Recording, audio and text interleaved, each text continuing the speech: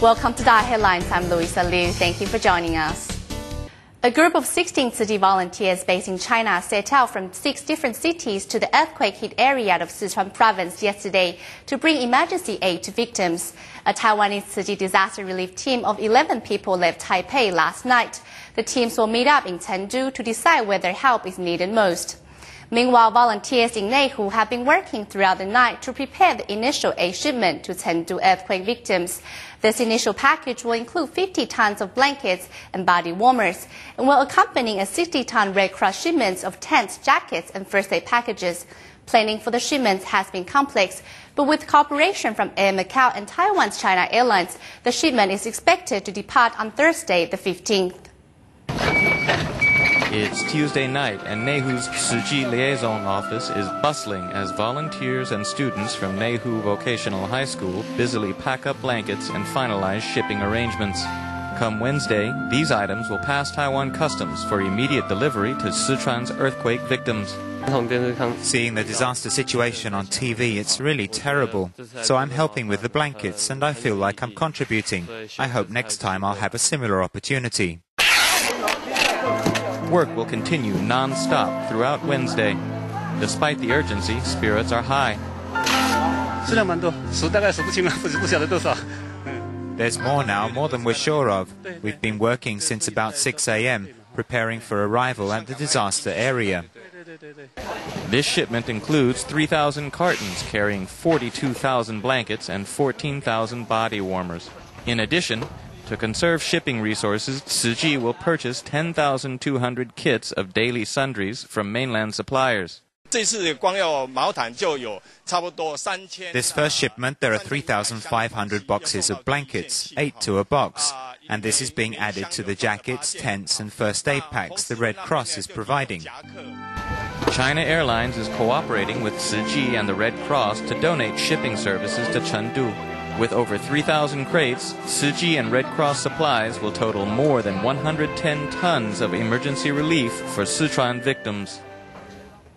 Volunteers in Taiwan have been caring for Chinese immigrant women with relatives in the earthquake-hit area of Sichuan. There are 300 Chinese immigrant women alone in the Zhongyi community of Daya Township in Taichung County.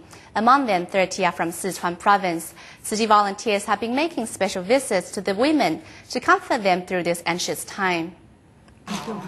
Tears start to flow when Tzu volunteers visit Chinese immigrant Fu Meixin. How can I not be worried? I only have one brother. The 54-year-old came to Taiwan 7 years ago to marry a local man. A native of Hunan province, Fu Meixin has a brother 9 years her senior in Sichuan's Chengdu city. Since the earthquake, she's been trying unsuccessfully to contact him. I called immediately, but couldn't get through. My older sister couldn't contact him either. Worried about the safety of her brother, Fu Meixin recalls how good he was to her in childhood. When I was little at home, I didn't have to walk when he took me out. He would let me sit on his shoulders. On day 2, a smile returns to Fu Meixin's face because she has finally contacted her brother. Tzu volunteers were there to celebrate with her. Everyone in Tzu regards you as our own sister. We care about you, so you put your mind at rest. Just as worried about the safety of relatives, other immigrant women from Sichuan have been glued to the television since the quake struck. The news said it was equivalent to 80 nuclear bombs and even more serious than 9/11, but he said it wasn't like that. He said everything is okay in Chongqing. These women say their relatives are mercifully unharmed, but watching disturbing images from the other side of the Taiwan Strait, all they can do is pray for their compatriots back home.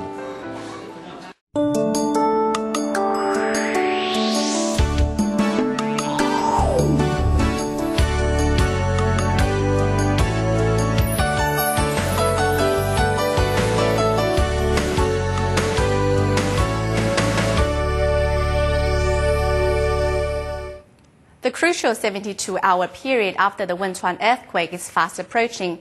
Adding to an already desperate situation, rain has been falling on the disaster area, delaying rescue work. However, there's good and bad news. The right amount of precipitation can give trapped people a water supply, but too much rain adds to the danger of landslides. Satellite pictures taken on Wednesday show thick cloud covering the whole of Sichuan.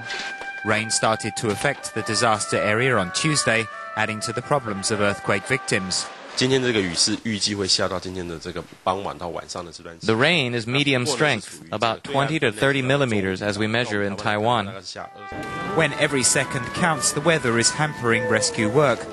Fortunately, rainfall was not heavy for the first 2 days.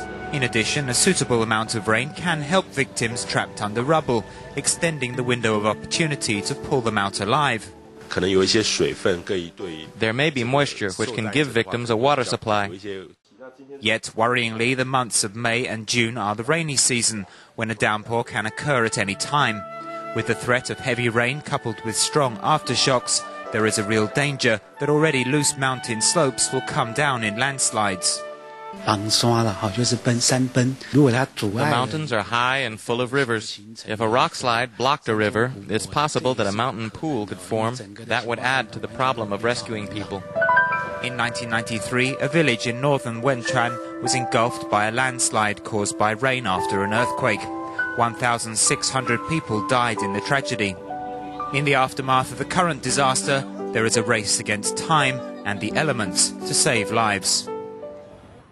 The 7.9 magnitude quake has devastated cities and towns set amid steep hills in Sichuan. The epicenter in汶川have been cut off. Mountainous terrain and damaged highways have resulted in the delayed arrival of the rescue workers. An earthquake devastated Sichuan province in China on May 12th, and汶川County, located at the epicenter, is believed to be the worst hit area.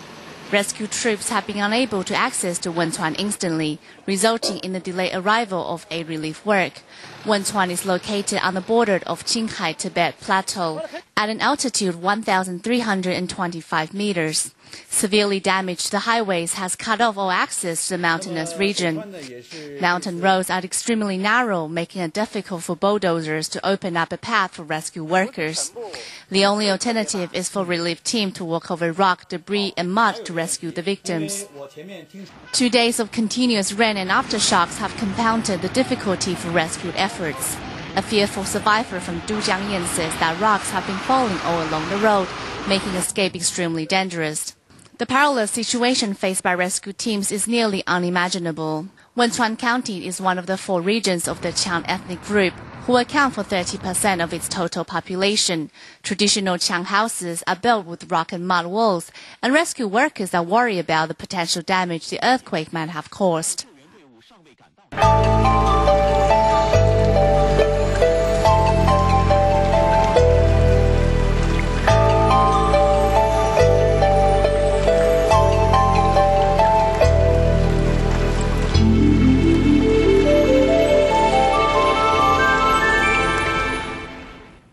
Besides heading to Sichuan to help earthquake victims, Tzu Chi's aid relief team continued to tend to cyclone victims in Myanmar. Volunteers went to Kenyan, where the local Red Cross team put up tents for residents. After making sure victims have enough food and daily supplies, the group returned to the refugee shelters in Nyongtongping and Shunkampan to provide further assistance to the villagers. Taking a 90-minute ride from Yangon, Tzu Chi volunteers arrive at the Kenyan refugee shelter. The local Red Cross team has already put up 10 tents donated by Chinese government, and flocks of cyclone victims continue to arrive. The tents are being set up right now. So far, there are 10 ready. A total of 50 tents will be put up. The area will be as large as a football field. With the temporary site well underway, residents in Kenyan are finally taking some rest. Tzu Chi volunteers also help to provide food and kits of daily sundries. Although its roof was blown off in the cyclone, this municipal hospital's medical staff are staying behind for any patients that may need assistance. After days of assessing victims' needs, Tzu Chi's aid relief team returns to the refugee shelters in Nyongtongping and Shuangbankan. We need to go back to those 2 places today and get in touch with the villagers. We need to talk to the heads of the villages and neighborhoods to collect more information. Volunteers plan to launch aid relief programs in Nyongtongping and Shuangbankan to help the villagers rebuild their lives as soon as possible.